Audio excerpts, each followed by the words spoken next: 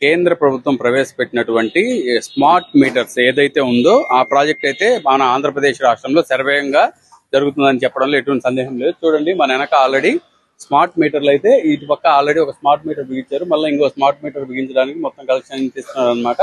ప్రధానంగా అసలు ఏంటి స్మార్ట్ మీటర్, ఎలా పనిచేస్తుంది, ఏంటి అనేది మొత్తం మీకు వివరిస్తానమాట. అసలు స్మార్ట్ మీటర్ అంటే ఇదిగో చూడండి, క్లియర్ గా కనిపిస్తుంది కదా మీకు.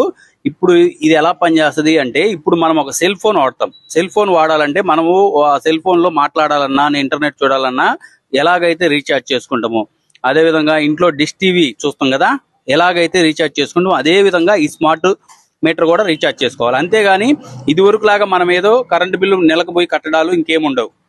ఆ రోజులన్నీ పోయినాయి అని చెప్పుకోవాలి. ఇదిగోండి చూడండి, ఇక్కడ మీరు పర్టికులర్ గా చూస్తే ఇది వచ్చి వ్యాన్ సెల్యులార్ అన్నమాట. వ్యాన్ నెంబరు, తర్వాత వచ్చి ఐఎంఈఐ నెంబర్ కూడా ఉందన్నమాట. చూడండి, అంటే ఈ మొత్తం దీంట్లో ఆల్రెడీ సిమ్ అయితే ఉంది. ఇది ఒక స్మార్ట్ మీటర్ అన్నమాట. ఇక్కడైతే ఈ యొక్క ప్లేస్ లో అయితే మనకి రీడింగ్ అంతా కనిపిస్తుంది. ఇది అదాని గ్రూప్ వారు అయితే చేపట్టడం జరిగింది మొత్తం ఎంటైర్ కంట్రీలో.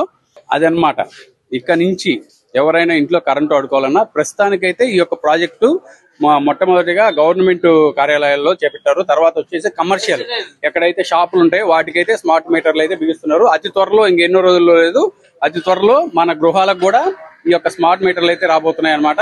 ఇప్పటికైనా దీని మీద వినియోగదారులు అయితే పెద్ద ఎత్తున అయితే నిరసన అయితే చేపడుతున్నారు. ఎందుకంటే కొంతమంది పేదవారు ఉంటారు, మధ్యతరగతి వారు ఉంటారు. వాళ్ళు సెల్ రీఛార్జ్ చేసినట్టుగా చేసుకొని అసలు ఎంత కరెంటు వాడతామో తెలియకుండా దాని ఇష్టం వచ్చినట్టుగా అయిపోతుందని కూడా ఆవేదన చెందుతున్నారు వినియోగదారులు. ప్రధానంగా ఈ స్మార్ట్ మీటర్లు బిగించిన తర్వాత వినియోగదారులకు అయితే ఒక యాప్ అయితే ప్రొవైడ్ చేస్తారంట. ఆ యాప్ లో నుంచి మనము ఈ రోజు వారీగా ఎంత కరెంటు కాల్చుకున్నాము, అంతేకాకుండా మన యొక్క గృహాలలో అంటే ఫ్యాన్ కి ఎంత కాలింది, ఏసీకి ఎంత కాలింది, తర్వాత గ్రైండర్ కి ఎంత కాలింది, ఐరన్ బాక్స్ వాడితే ఎంత కాలింది అనేది కూడా మనమైతే తెలుసుకోవచ్చు అంట. మొత్తం మన గృహంలో రోజువారీ ఎంత పవర్ అయితే మనం కాల్చుకున్నాం, ఏ వస్తువులకి ఎంత కాలింది, అంటే ఫ్యాను, వీటికి వాషింగ్ మిషన్ కి ఎంత కాలింది అనేది కూడా మొత్తం క్లియర్ గా మనకు ఆ యొక్క యాప్ లో అయితే తెలిసిపోతుందంట డేటా. మొత్తం వీళ్ళు స్మార్ట్ మీటర్స్ బిగించే వాళ్ళు అయితే మనకైతే చెప్పడం జరిగింది. ఇదైతే ఇంతవరకు అయితే బాగుంది. ఇంకొక విషయం ఏంటంటే, మన గృహంలో పొరపాటున ఏమన్నా కరెంటు గాని సప్లై ఆగిపోతే మనమేమి ఎవరికి ఇంటిమేషన్ ఇవ్వాల్సిన పని లేదు. వాళ్ళకి ఆల్రెడీ అక్కడ సిగ్నల్స్ వెళ్ళిపోతాయంట. వాళ్ళు వచ్చి అసలు ఏమైంది ఏంటి అనేది కూడా మొత్తం చెక్ చేస్తారు. వాళ్ళే చెప్పడం జరిగింది, టెక్నీషియన్స్ మనకి. ఇది ప్రధానంగా చూస్తే ఒక రకంగా ఉపయోగకరంగానే ఉంది వినియోగదారుడికి. ఇంకొక రకంగా చూస్తే చాలా అయితే అనుమానాలు అయితే రేగుతున్నాయి వినియోగదారులకి.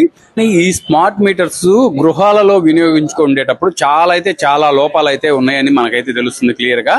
టెక్నీషియన్స్ వాళ్ళ యొక్క మాటల్లో కూడా మనం విన్నాం అనమాట. ఎలాగంటే మీకు చిన్న ఎగ్జాంపుల్ చెప్తా.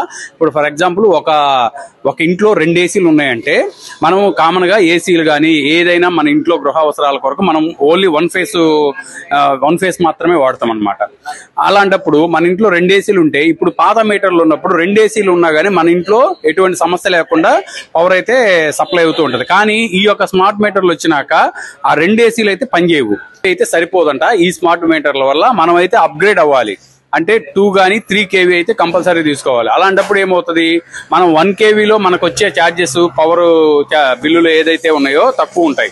అదే 3 kV తీసుకుంటే ఏమవుతుంది, ఛార్జెస్ పెరుగుతాయి. కొంచెం కమర్షియల్ గా కూడా అవ్వచ్చు. అప్పుడు ఛార్జెస్ పెరగడం వల్ల ఏంటంటే వినియోగదారుడి మీద అధిక సంఖ్యలో భారం అయితే పడుతుంది. వీటి వల్ల ఉపయోగం ఎంత ఉందో వినియోగదారుడి యొక్క నడ్డి విరిచే కార్యక్రమం కూడా చాలా ఉందని చెప్పుకోవచ్చు. కనుక ఈ స్మార్ట్ మీటర్ల మీద సమగ్రంగా ప్రజలకైతే అవగాహన కల్పించి బిగించాల్సిన ఆవశ్యకత ఎంతైనా ఉంది.